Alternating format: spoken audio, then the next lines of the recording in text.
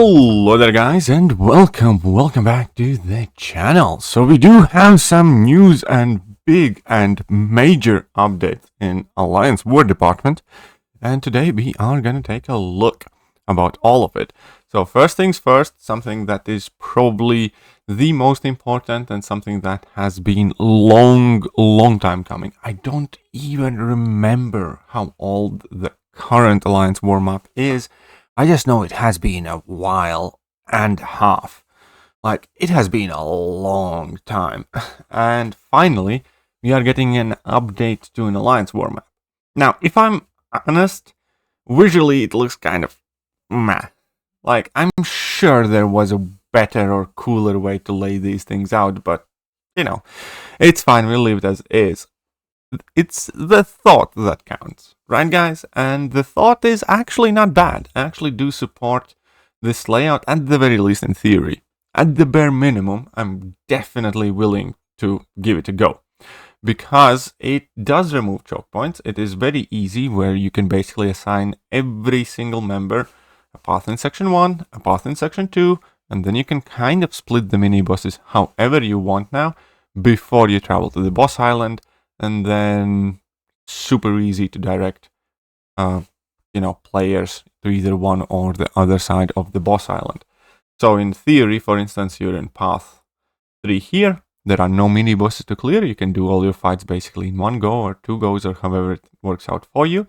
So you do the 2 fights here, teleport to whichever path you're assigned to in section 2, do that one, take any one of the 3 mini bosses. And one of the cool things that I kind of like here as well is that the sweatiest of the tryhards can't grab all the fights or as many of the fights anymore, I believe, because there is no middle choke point, which used to be 2 fights there, and everything is kind of like these section mini boss or section joint fights. And that means that, well, Fintech is gonna get less fights, and I'm sure that you guys have in your battle group somebody that routinely takes like 12 fights a war or something like stupid like that. So that's gonna be lessened a bit, and I do like it, because it means that more of the remaining teammates will have to pick up the slack. We all have some of those teammates who, typically do end up doing like 3 fights a war or 4 fights a war. And then somebody really kind of overcompensates for them. So overall, again, visually appealing it may not be, but functionally, at the very least in theory, I do like it. Now, that's not to say that there won't be any kind of like feedback or comments after we actually start going through it, but new map, that's a good thing. I like that, and I'm definitely more than willing to give it a go. So, identities of these fights have been tuned but have not been overall changed, which means that there are some node changes, but the same idea kind of persists, that we're going to have our hazard shift lanes, we're going to have our prowess lanes, some mystic champion placebo buff lanes, some buffet or masochism lanes, so on and so forth, just like we did before. And your path 1 is the healing lane, and then there's the purify lane, so on and so forth. So that's fine, that's perfectly acceptable in my book. As you can see, all the harder bosses are packed in together. How you notice that traversing the mini boss island and the final boss island has changed with the teleporters. Now, instead of having to go through multiple mini bosses in a row to get to the next section, players now have a choice in how they tackle this. But effectively, you will either be doing 1 mini boss in those earlier islands or none. So yeah, I'm for that. As for the node tuning, with the removal of some of the plain mini bosses and some of the old designs that needed a facelift, the following nodes have been given a tune-up. So there's a whole bunch of them. I'm not going to go into all of them in detail. I do know that some specific champions have been kept in mind. Like here we have a random shock immunity appear, and that is, we do need to call this out, as shock immunity seems like a strange thing to add onto here. Nebula was one of the best counters for this node, smart play, but with little to no counterplay for the defending alliance, we decided to defang her specifically on this node, which kind of makes sense. I'm sure that Kabam is also going to be planning to like defang Gallon for some of these, because he made some of the fights like really stupid easy, and they definitely defanged Nimrod on path 6. It's actually quite brutal what they have done. This is the biggest single act of hate towards a specific champion that we have seen since Kabam added that true focus nodes on all of the mini-boss island, just to kind of like gimp Quake and Ghost, which obviously they did end up removing because that ironically ended up supercharging Kitty Pryde when she was released, so that didn't last long. But it still was an extremely ambitious act of hate towards Quake from Kabam. And now we effectively see the same thing about Nimrod, where you can still use Nimrod for the rest of the map, which is fine, because we end up using Nimrod for the healing lanes at times, or wherever else we need to hand down some mutants. Sometimes we end up using Nimrod for dominoes. Trust me, I know I have a rank 5 one. I have been bringing one in quite a lot. And but path 6 is going to be a no-go zone now for Nimrod for most part, because as we see here, we needed the most balancing, as this lane was dominated by the release and use of Nimrod. This wasn't our intent, and it makes placing defenders on this lane a very tough case. As a result, we created a series of buff meant to take out the wind out of Nimrod to allow mutant defenders to breathe. And for instance, the attacker removes prowess effect from the defender gains a burst of power. And then we have again these flourish buffs, significantly increasing their combat power rate. For each shock applied to the defender, debuff or passive, the defender gains energy resistance passive, increasing resistance by 60% for 20 seconds. For each shock applied to the defender, it will gain dormant charge that can stack up to 5 times. If the defender throws a special, all those charges will be converted into direct damage, each dealing 25% of the defender's base attack to the attacker. It's brutal. It's quite brutal there. And, well, the moral of the story is just, pretty much keep your Nimrod away from path 6. I think that's the strong implication. I'm sure that with some of these you can kind of deal with, for instance, these burst of power ones, because Nimrod does have power control in his kit, not to mention that, indestructible 3 boosts also exist. So only thing you kind of need to do is make sure opponent uses a special attack whilst you're in your blitz protocol, or whilst you're in your, offensive protocols.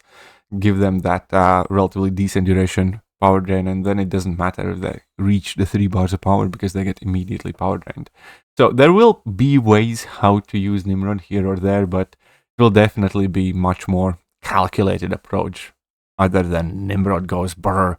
And so poor Nimrod, somebody give him a hug. I kind of feel sorry for Nimrod here, because this is a extremely violent act of hate by Kabam towards Nimrod, without a doubt. Right. And there are some other node changes. Again, I'm not going to break down it all. We're going to have a chance to test it all. Let's lot take in. So instead of reading a long list of changes that can go forever, here's a link to an Excel sheet. Okay, that's fine. Defensive tactic tuning. So they're changing up the DK. And we're going to see this soon in Battlegrounds as well, where attackers are immune to placebo buffs whenever they trigger a buff immunity. Inflict a 20% wither debuff on your opponent for 8 seconds. Attackers gain 35 resistance to damage or time effects, which is really cool. For each debuff on the defender, so you can make all your champions recoil friendly, in theory, or most of them, if they are tactic attackers. When the defender is knocked down, there is a 25% chance per debuff active on them to inflict a 10-second slow debuff, which is kind of like a nice add-on, I suppose. Then we have the sugar pill that basically places placebos on you at all times, and all that good stuff. So I haven't played this tactic myself. I don't think many or any of us have.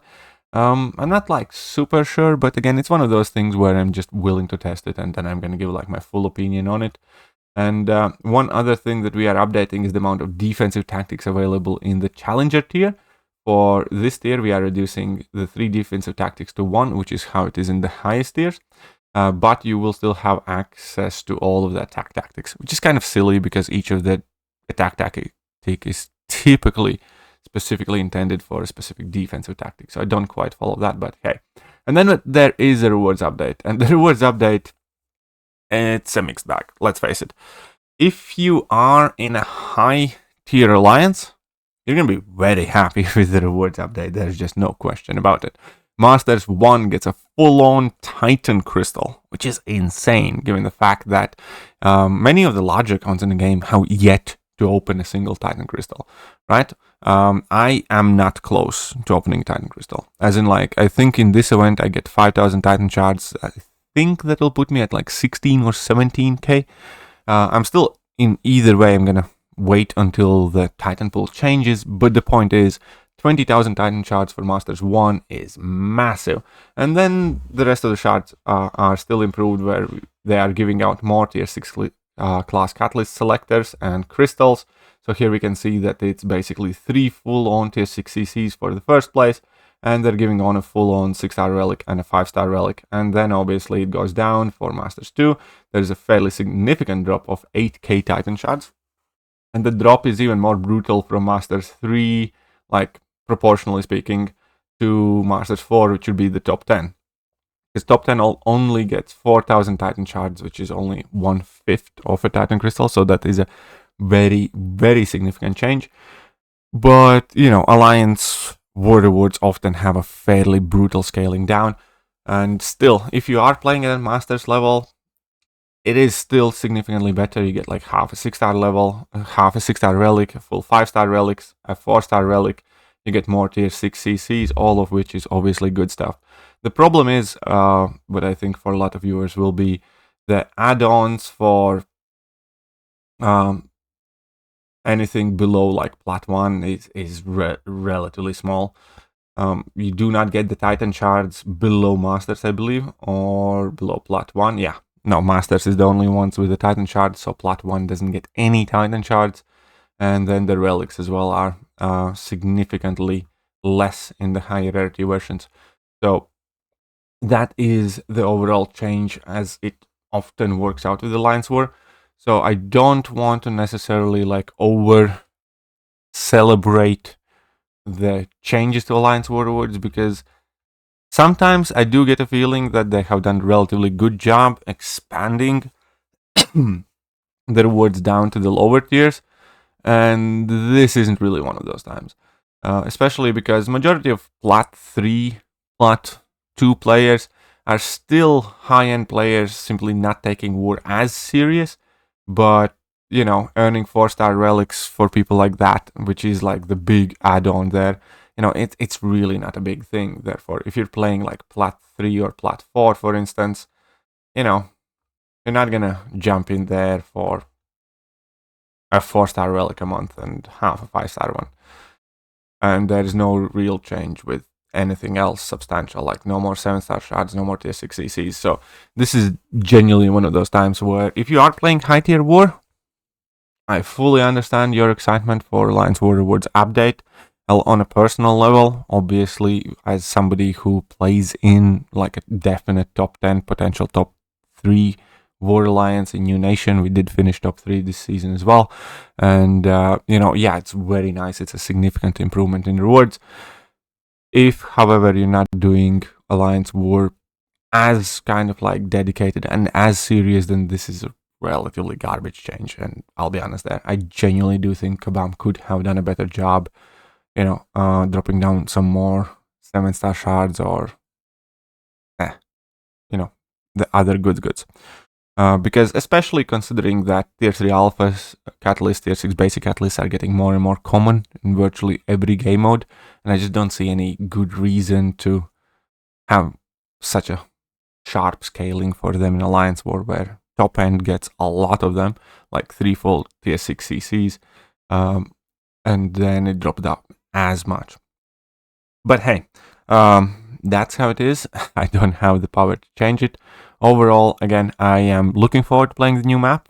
Don't have like definitive things to say about it, other than on paper it definitely looks better than it was.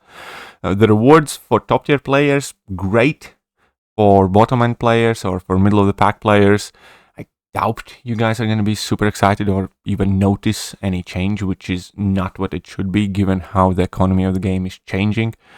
So that's, again, nor here nor there.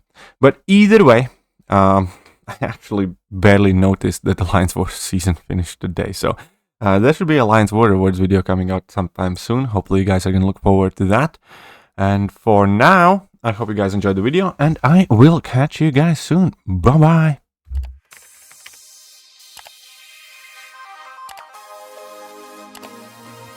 with. Hello there guys and welcome back to the channel. So we have all the information